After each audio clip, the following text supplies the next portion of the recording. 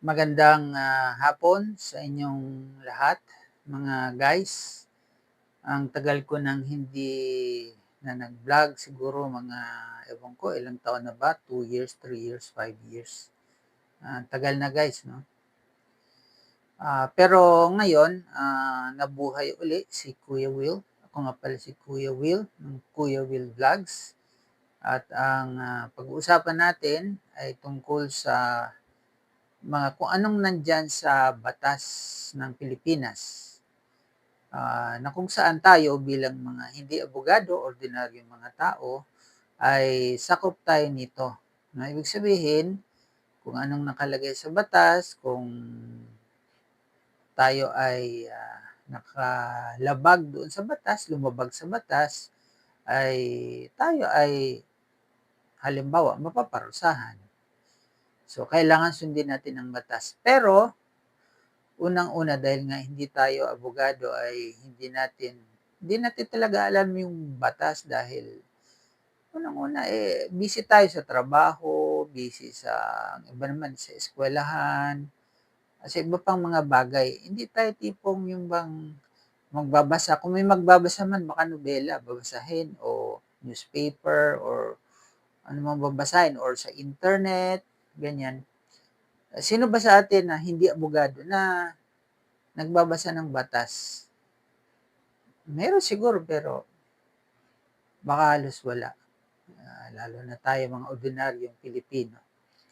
Pero kaya, naisip ko ako, nagbibigay lang ng information kung anong mababasa ko rin tungkol sa ating mga batas. Kaya gano'n yung ating channel sa ngayon, gano'n yung channel na for,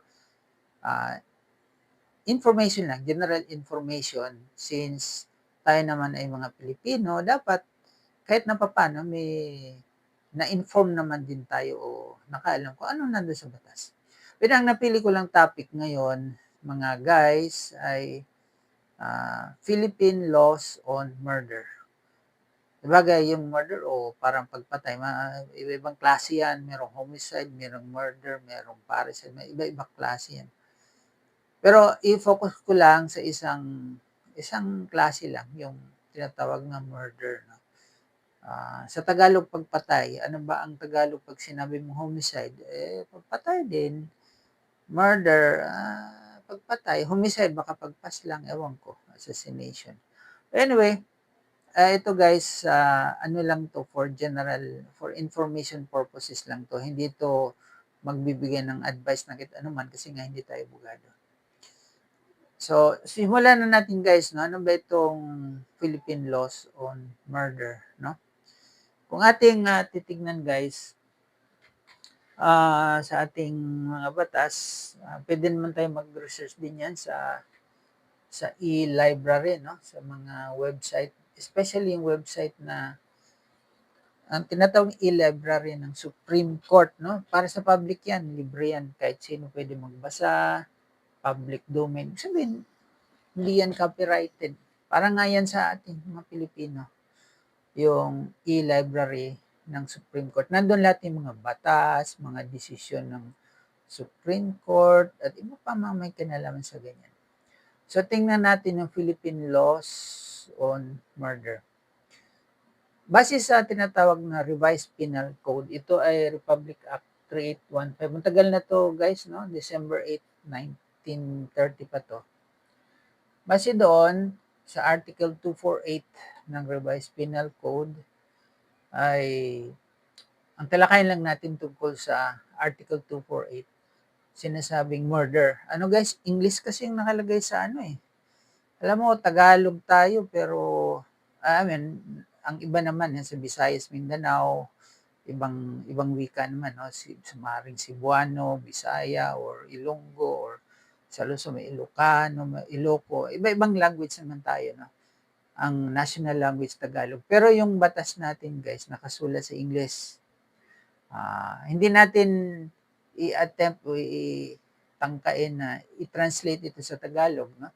Pero hangga't maaari, ewan ko kung ano lang ang pwede kong magbigay na explanation dito. Pero sa Article 248, tawag na murder. Guys, tingnan natin sa aking computer, no? Guys, wait lang. Wait lang, guys. Okay. Tingnan natin. Hello, guys. Naputol tayo, no? Tingnan lang natin sa ating computer, guys, no? Wait lang. Tingnan natin, guys, sa ating... Well, dito sa computer, mamaya i-flash ko na lang sa screen. Article 248, basahin ko na lang, i-flash ko sa screen mamaya. Article 248, tungkol ito sa murder. Sabi dito, any person who not falling within the provisions of Article 246 shall kill another, shall be guilty of murder, and shall be punished by reclusion temporal in its maximum period to death if committed with any of the following attendant circumstances. Number 1, ibig sabihin, ang murder daw o pagpatay kapag mayroon ka pinatay na ibang tao, mayroong pagpatay, guilty ka sa murder. At ang kaparusahan ay reclusion temporal. Pagkakulong yan, guys, mga between 20 to 40 years, mga ganun yan, guys. Sabi, up to death, pero wala nang death penalty. So, reclusion temporal na yun. If committed with any of the following attendant circumstances, kapag ka pinatay, tapos ito yung mga nagiging kalagayan. Number 1, with treachery. Sabihin merong, parang pagka-tridor ba, guys? Tina-tridor. Taking advantage of superior strength with the aid of armed men, o kung may kasama siya, meron siyang mga nauutusan, mga armado, or employing means to weaken the defense or of means or persons to ensure or afford impunity. O gumawa ng mga hakbang na hindi makadepensa yung kanyang biktima. Iba pang mga paraan ng mga tao para masigurado na hindi siya maparusahan. Or, halimbawa, kung siya ay binayaran in consideration of a price, reward, or promise. Mga siguro yung mga gun for hire, mga bayad, murder ang aabutin doon kapag mahuli yun. Number 3, by means of inundation, fire, poison, explosion, shipwrecks, stranding of a vessel, derailment or assault upon a streetcar or locomotive, fall of an airship by means of motor vehicles, or with the use of any other means involving great waste and ruin. Ibig sabihin nga pinatay sa pamamagitan ng hindi ibang paraan. Sinunog niya yung whatever, bahay, nilaso niya, at iba pa yung nabanggit ko kanina. Murder din yun, sakasakali. Number 4, on occasion of any of the calamities enumerated in the preceding paragraph or of an earthquake, eruption of a volcano, destructive cyclone, epidemic, or any other public calamity. O halimbawa, nasa ilalim ng kalamidad, tinaon niya na may lindol, and may ginawa siya na namatay yung isa na walang kalaban-laban, may murder yon. Number 5, with evident premeditation. Yung isang aspeto yung number 5, yung bang talagang plinano niya talaga, tagal niya nag-isip, paano yun to, paano kung patayin to, makalaban, na hindi niya malalaman, na mabibigla siya. Number 5, yung tinatawag ng premeditation. Number 6, yung with cruelty by deliberately and inhumanly augmenting the suffering of the victim or outraging or scoffing at his personal props. Baka pinatay niya may kasama pang cruelty, kalupitan at iba pang mga ginagawa niya para magdusa yung biktima. Nagiging murder yon. Okay, so yun guys, murder, ibang klase naman kasi yung pagpatay, homicide at iba pa. Yung binanggit dito kanina na any person not falling within the provisions of Article 246. Article 246, guys, ano yun? Yun yung tinatawag ng parricide. Pinatay yung parang kamag-anak, ganun. So, iba naman article yun. Iba rin yung homicide. Ibang article din. Ito murder to Article 248. Yan guys, ang gagawin natin, meron akong konting paliwanag kanina pero hindi tayo abogado kaya di natin yan talaga ano 'no, i-flash ko naman sa screen yung or na-flash ko sa screen yung nakasulat lang doon sa Revised Penal Code 'no. Ngayon, merong summary dito kung ipapa-summarize natin sa, mga AI yung mga ganyan 'no, uso nga yung AI, eh. Ipa-summarize natin sa kanila yung Article 248. Okay, tama ba o hindi pag-summarize nila? Tama naman siguro. Ang sabi dito, a killing ay teka, sandali guys. Under the revised penal code, sabi ng summary sa AI, murder is the unlawful killing of a person that is not parricide or infanticide and is committed with specific qualifying circumstances. Tulad din sinabi kanina, yun ang summary niya. Pinatay pero hindi naman kamag-anak, hindi rin bata o ano, hindi sanggol. At merong mga kalagayan, no? Yung tawag na elements of murder. I-flash ko rin yung ano, guys, mamaya itong mga sinabi dito, summary. To ensure conviction for murder, the following elements must be proven beyond reasonable doubt. Number one, a person was killed. Unang-una, kailangan merong namatay. Kaya siguro kailangan mahanap talaga yung pag may namatay na itinago or kung saan man di malaman kung nasaan. Kailangan talaga mahanap pala yun, ano? The person was killed. Kailangan meron namatay kasi para may makasang murder. Hindi pwede yung sabi, may pinatay siya eh. Yung ano ko, ganito, pinatay niya. Tapos, kung tanungin ka, saan na yan namatay para makita ng ano man, husgado or police or ano. Tanungin nga, saan na yan namatay? Ay, hindi malaman kasi inilibing. Yun yung sa balita, di ba, yung iba na nandun daw sa lawa, nandun daw. Kailangan talaga mahanap yun, guys, kasi kailangan malaman, number one, a person was killed. Kailangan may namatay. Number two, kailangan yung inakusahan ng murder, kailangan mapatunayan. Siya talaga yung pumatay doon sa pinatay. Siya talaga. The accused killed the person. Number three, the killing was attended by qualifying circumstances. Qualifying circumstances, mga ilang mga kalagayan.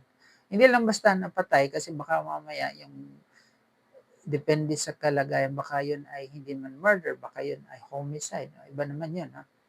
So, kailangan under mga kalagayan para pumasok dun sa tinatawag na murder. Number 4, the killing is not parricide or infanticide. Siyempre. Okay. Ano yung mga kalagayan o qualifying circumstances para masabing murder ito? Hindi ito homicide, hindi ito iba pa, murder ito. Okay. A killing is deemed murder under Article 248 if it involves treachery, ensuring the victim cannot defend themselves. Superior strength, price, or reward means causing great waste, poison, fire, explosion, or in some cases, evident premeditation or cruelty. So, yun ang binanggit din kanina, guys, nung binasa natin. Ang article, merong ginamitan ng tuso o ano yan, treachery. Ginamitan ng treachery o yung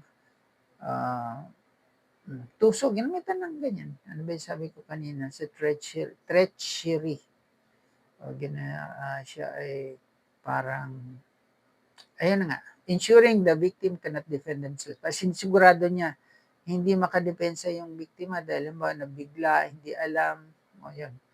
Kapag kami involved na superior strength, talagang may baril yung inakusahan, yung kalaban naman niya, yung pinatay niya, walang kalaban-laban.